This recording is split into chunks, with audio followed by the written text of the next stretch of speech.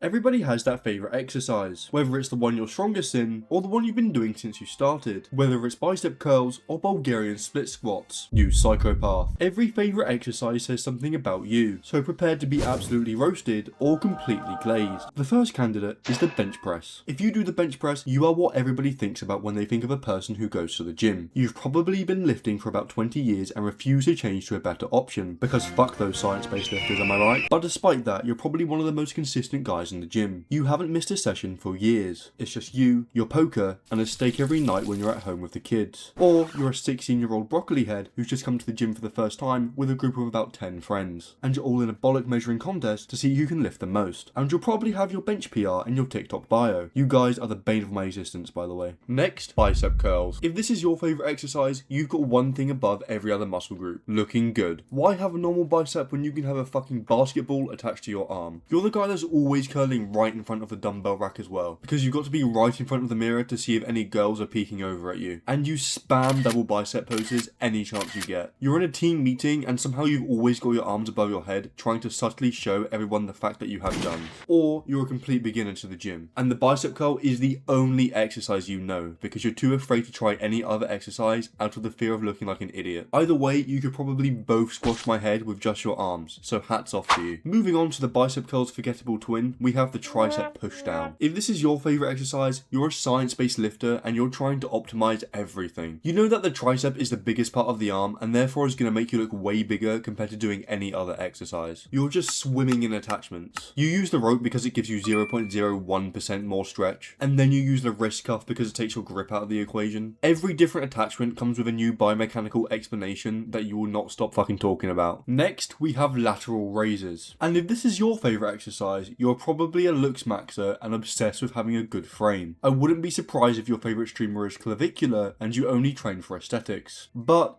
given that this is the most notoriously humbling exercise, I haven't increased my lateral raise for like 5 months. You probably have good discipline, so maybe there is some saving you after all. Next, if your favourite exercise is the pull-up, you probably only train at home and your main focus is on calisthenics. You have a superiority complex over people who train for hypertrophy, and at every chance you get, you say that you have functional muscle and weight training doesn't build that. There's a high chance you do other sports as well, like rock climbing or something athletic, and that's probably your main goal. You probably don't look the biggest, but you're extremely lean and girls thirst over you. And I'm jealous because calisthenics is like the most impressive thing ever. If your favourite exercise is the lat pull down, you probably just want a V-taper. Being a Dorito looking R is your only goal in life. Or this is the lift you can lift the most on. And I mean, of course it is. Look at your fucking form. You're leaning back so much you're basically turning it into an upper back exercise. If your favourite exercise is the squat, then please get help, bro. There is something fundamentally wrong with you. The only way, and I mean the only way this makes sense, is if you're a powerlifter. In which case, you're probably built like a Viking and your diet consists of eggs, beef, mince, chicken breast, repeat. You've probably got enough whey protein in your system to fuel a small car. I mean, if you can willingly get through an entire set of squats and think, yeah, I fucking love this, then there's no reason you shouldn't be the most successful person on earth. If you can get through that, you can literally do anything. In fact, ending world hunger would probably be easier. And then we have the leg press. If your favourite exercise is the leg press, then you're a wimp like me. You can't do squats, so you go for the next easy option. You've probably shat yourself more times than you can count, and you've resorted to doing quarter reps so you can keep your ego intact. But despite that, you probably still have better legs than 90% of the population, because you can actually commit to a leg day. If your favourite exercise is the deadlift, you've probably been in hospital more times than everybody you know combined. You're a walking injury. You've got a slip disc every other month, some sort of lower back pain, and probably a spinal fracture. But you love this exercise so much that you keep coming back to it despite all this. Which, I can't lie, you've got to be another kind of breed to be doing that. You scare me. And if you do this exercise, everybody will know how much you lift. The only thing that genuinely makes your life worth living is if you increase your deadlift by even a pound. And you're a confident motherfucker, aren't you? You don't hide anything. You will slam that weight on the floor and get everyone looking at you. You see people say lift with your legs and you you say, fuck that, I'm only lifting with my lower back. But despite all that, you're probably one of the strongest guys in the gym and everybody respects you. If your favourite exercise is the pec deck fly, I feel sorry for you. Because your favourite exercise is either always taken or just always fucking broken. I have never seen a pec deck fly that doesn't have either a queue of about 20 people or an out of order sign slapped on it. You live for the pump. A bad day for you would be forgetting your pre-workout. You aren't necessarily a science-based lifter, but you are methodical as fuck with your form. Every exercise you do is done to the most minuscule degree of perfection. And if this is your favourite exercise, you probably have, or are well on your way to, having a David Lade-esque physique. So to be fair, I can't even hate. If your favourite exercise is the hip thrust, you're either a girl, well, I mean actually,